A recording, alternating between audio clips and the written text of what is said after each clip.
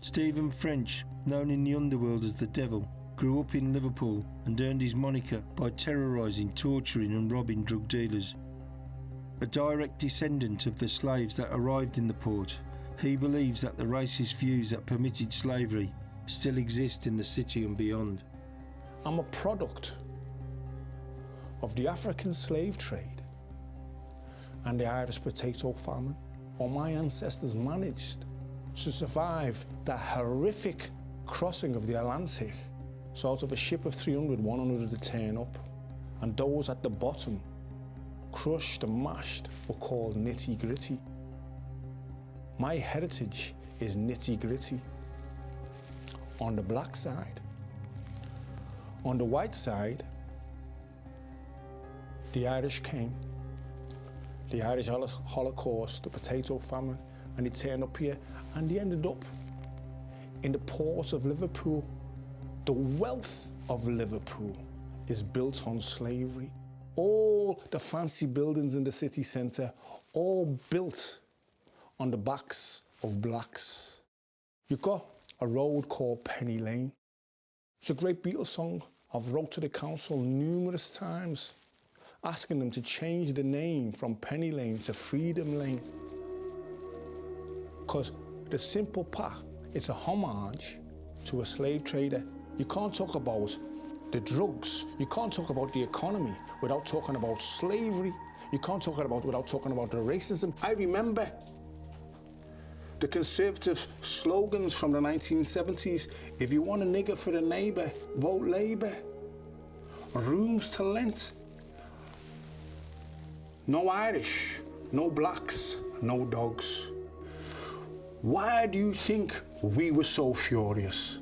Why do you think that we set the city on fire? The only individual that got it harder than a Scouser was a black Scouser.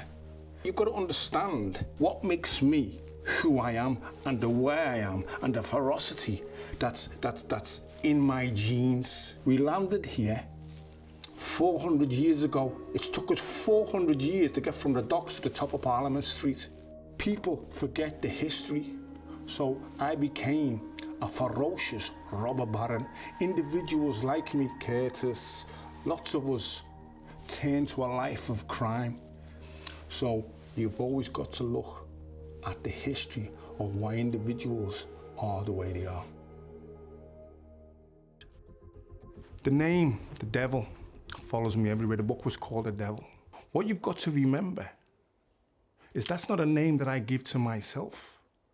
That's a name that my enemies bestowed on me. That's a name that people that come into contact with me, that I absolutely destroyed and terrorized when I was a young man, and that was my nature. I was a young man in the 80s. This country was a different place in the 80s. And I was involved in what's now called jacking. Back in my day, it was called taxing. Tying drug dealers up and taking the money off them and doing what you need to do.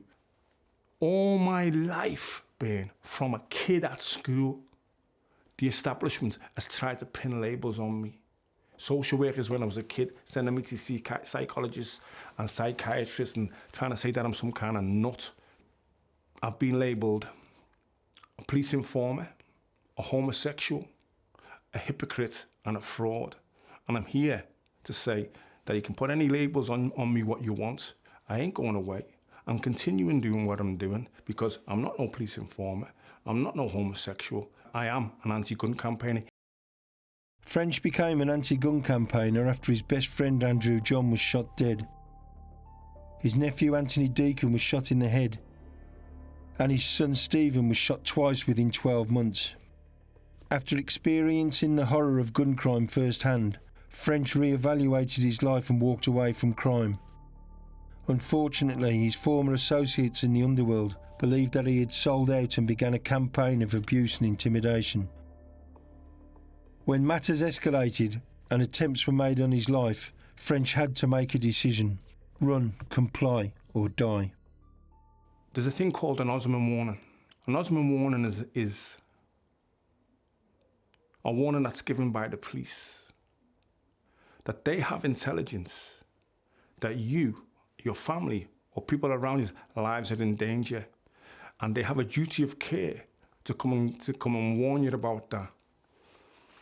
In my situation, they pay lip service towards their duty of care towards me.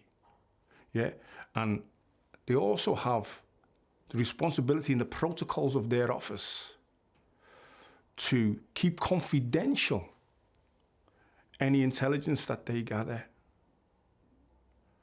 But they took it upon themselves to share false intelligence about me with the criminal fraternity, which had the effect of acting as a catalyst, an accelerant on an already burning fire.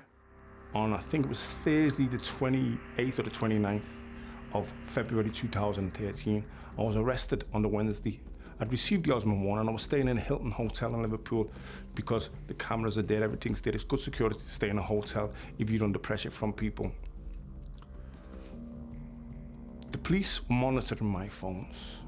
They knew the messages I was receiving. They knew the death threats that I was receiving over the phone, and they knew where I was getting them from. Yeah, these people were threatening to kill my wife, threatening to rape my daughter. Now, at that time I was 53, I'm 55 now, you're right? And I'm a physical guy, and I can still handle myself. This guy who was having the problems with, young enough to be my son, big guy, heavy guy, refused to fight. Refused, I'll have a punch up with anybody. Win, lose or draw, as long as I represent myself, that's all I care about. This guy's telling me he's gonna shoot me, he's gonna do this and he's gonna do that. The pressure from the police, pressure in the community, trying to do what I'm doing, I snapped. I broke under the pressure. 2 days earlier, I decided I'm gonna buy myself a machete, and I'm going, if I wanted to get you know me, Bernard. If I wanted to get a real firearm, I could get a real firearm. If I had a real firearm, I'd have shot him. I just wanted to pistol whip this guy. There's a phrase called OG. OG's original gangster. I don't consider myself a gangster, but I know what an original gangster would do. And I pistol whipped this guy into submission for what he did to me. All my problems ended on that day, but I knew I was going to prison for it. I got 4 years, and I did 2 years in prison. And you know what? It's fucking weird. I knew the cost of my actions. I knew the consequences of my actions. The consequences were I was gonna lose my liberty. The cost was I'd lose it for 2 years. Yeah, that's a price I gladly paid. Now, what people fail to realize is at the time of my arrest, I was under investigation by Merseyside Police, Manchester Police, West Yorkshire Police, Durham Police, because in my legitimate business activities, I was up and down the country. The problem they had been is they could find no evidence of criminal activity. They targeted me as a criminal. They wanted me in prison. The average Joe on the street won't believe how corrupt the police can be in order to land a man in the dock and get what they want. They have no idea of what lengths senior officers will go to. I kind of fell on my own sword, but it didn't kill me, Ben. It wounded me, but I didn't die. French may not have died, but the criminal fraternity was still intent on killing him for campaigning against guns and crime on the streets they controlled. As soon as French had been arrested, prisoners were sharpening their knives in preparation for his arrival. So from behind the doors, the shouts went up, "Frenchie, you grass. Frenchie, you this, Frenchie, you that." I was nighttime. Next morning, I'm on the 4s, B-Wing, Walton, Liverpool. It's gotta be the 1st of March, something like that. I come out onto the landing, 250 men. Any pussy in this place Once I have it with me, I'm here now. You could have heard a pin drop. Such was the strength of my character. Such was the iron of my words. Yeah, right? Not one challenge, yeah. Not one challenge, yeah. Those who think I make stories up, those who think that I talk through my backside, the 250 men were there. Apparently, I'm a very arrogant man. Apparently, I'm a very conceited man. Now, I've learned to let go of my arrogance. I'm no longer conceited, but I'm still self-assured. I still know who I am. I still know what I can and can't do. Yeah, now I'm restricted by license conditions, but prison holds no fear for me. Yeah, right? I don't want to go back to prison. Yeah, I don't want to do no more prison. So I will avoid trouble at all costs. I took the laws of the land into my own hands. Yeah, right? And I went to prison for 2 years. Explained to my wife, real talk, you know, real talk. What do you want to do? Do you want to come and visit me in prison? Or do you want to come and put flowers on my grave? You have a choice. What would you pick? Box or cell? I chose the cell. French emerged unscathed from prison in February 2015. He was told that if he remained in Liverpool, his safety could not be guaranteed. Typically, French has said that he will use his experience of prison to assist young offenders, and he will continue to campaign against guns. As for leaving Liverpool, he will do so if and when it suits him. What I have every intention in doing is picking up the threads of my life and carrying on doing the work that I was doing already. You're right? Because here's the situation. When I was working as an anti-gun campaigner and doing good stuff in the colleges, in the schools, in the universities, yeah, my Kazuna Increased the Peace Trust was growing. Memberships in 40 countries throughout the world. We were doing okay. And I came to the attention of, let's call it the establishment in Liverpool. And you know what? This uppity nigger had to be took down.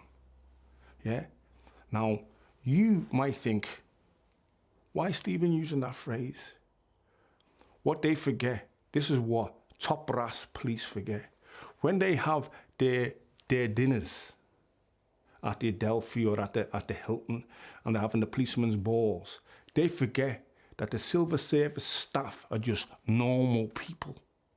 Yeah, and I was heard being discussed at top table about how I had to be brought into line. Now, I was of the mind that nobody can tell me where I'm gonna live or where I'm gonna be.